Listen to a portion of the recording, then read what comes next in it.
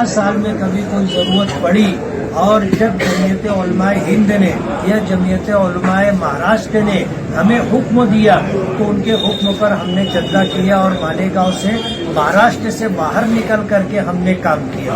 अल्लाह का बहुत बड़ा एहसान है। जमीयत का फ़ायदा उन्होंने इलेक्शन में उठाया, हमने अल्हम्दुलिल्लाह जमीयत को ना अपना कभी इलेक्शन के लिए प्लेटफार्म बनाया और न जमीयत का हमने कभी फ़ायदा उठाया। अल्लाह का बहुत बड़ा एहसान है। हम अल्लाह के फजल और करम से मालेगांव की आवाम की मोहब्बतों की वजह से चुन करके आते हैं।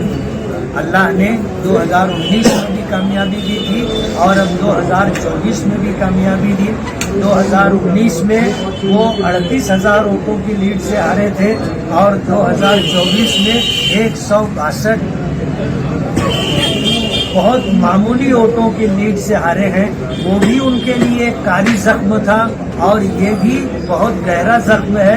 जिंदगी भर चाटते रहेंगे, ये सब भरेगा नहीं। इसलिए आज की इस वक्त इस बात की वजाहत करते हैं कि जमीयत उलमा के ताल्लुक से मालेगांव के कुछ नाआकिबत अंदेश लोग ये ऐलान कर रहे हैं कि जमीयत उलमा को चंदा मत दो और मस्जिदों में चंदा जो जमीयत उलमाए महाराष्ट्र और जमीयत उलमाए हिंद का होता है उस चंदे को रोकने के लिए कुछ लोग हंगामा कर रहे हैं। अल्लाह का बहुत बड़ा करम है। जिन मस्जिदों में इस तरह की हरकत हुई उन मस्जिदों के इमामों ने जमीयत के लिए ऐलान किया था।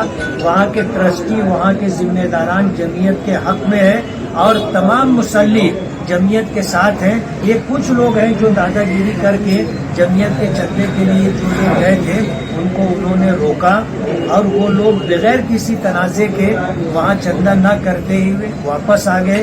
हमने अब मालेगांव की आवाम से अपील करने का फैसला किया है कि अगर जमीयत उलमा के चंदे से लोगों को रोका जा रहा है तो जो लोग जमीयत से इत्तेफाक रखते हैं वो लोग जमीयत को खुल करके अपना चंदा दें, दस्ते ताउन दराज करें। जमीयत उलमा हमारे बुजुर्गों और अकाबिरीन की जमात है। जमीयत उलमा आपकी अपनी जमात है। जमीयत उलमा हमेशा मजलूमों के, कमज़ोरों के, मोहताजों और ज़रूरतमंदों के साथ खड़ी रहने वाली जमात है।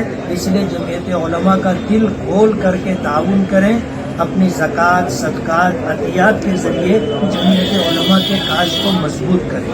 जो लोग चंदा देने से रोक रहे हैं और आप पर आपने बताया कि जमीयत का मेरे ऊपर कोई कब्जा नहीं है, जो लोग 50 लाख का इल्ज़ाम है, तो क्या इन लोगों के ऊपर कोई कार्रवाई या कोई?